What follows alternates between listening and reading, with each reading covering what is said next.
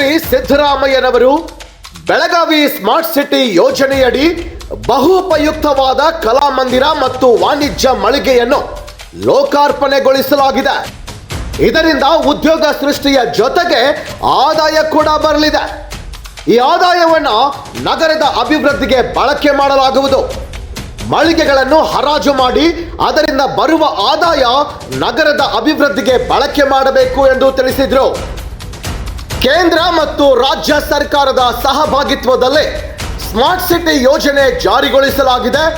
ಈ ಯೋಜನೆಗಳ ಅನುಷ್ಠಾನಕ್ಕೆ ರಾಜ್ಯ ಕೇಂದ್ರ ಸರ್ಕಾರಗಳು ತಲಾ 50% ಅನುದಾನವನ್ನು ಒದಗಿಸಿವೆ. ಟಿಳಕವಾಡಿ ಕಲಾಮಂದಿರ ಉದ್ಘಾಟನಾ ಸಮಾರಂಭ ಮಾಡಿದರು.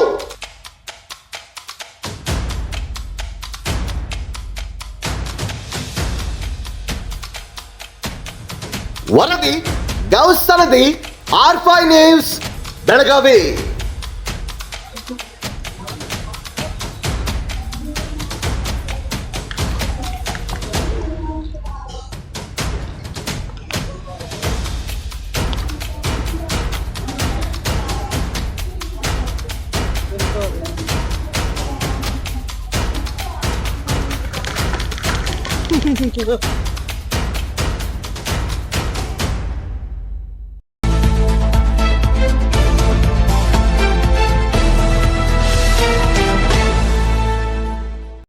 ಭ್ರಷ್ಟಾಚಾರ ವಿರೋಧಿಸೋದೇ ನಮ್ಮ ವಾಹಿನಿಯ ಮುಖ್ಯ ಉದ್ದೇಶ. ಸಮಾಜದ ಕಣ್ಣು ತರಿಸುವ ಸುದ್ದಿಗಳು ನಮ್ಮ R5 ಸುದ್ದಿ ವಾಹಿನಿಯವೇ.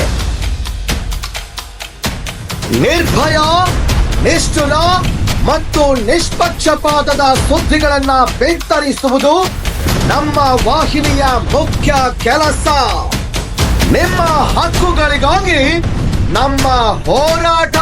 ಭ್ರಷ್ಟರ ಬೇಟೆಯಾಡುವುದು ಮತ್ತು ಸಮಾಜದ ಕಟ್ಟಕಡೆಯ ವ್ಯಕ್ತಿಗೆ ನ್ಯಾಯ ಒದಗಿಸೋದು ನಮ್ಮ ವಾಹಿನಿಯ ನಿರಂತರ ಪ್ರಯತ್ನವಾಗಿದೆ.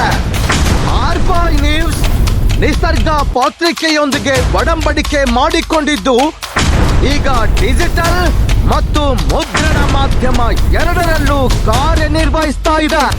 R5 ನ್ಯೂಸ್ ಇದು ನಿಮ್ಮ ವಿಶ್ವಸನೀಯ ಸುದ್ದಿವಾಹಿನಿ.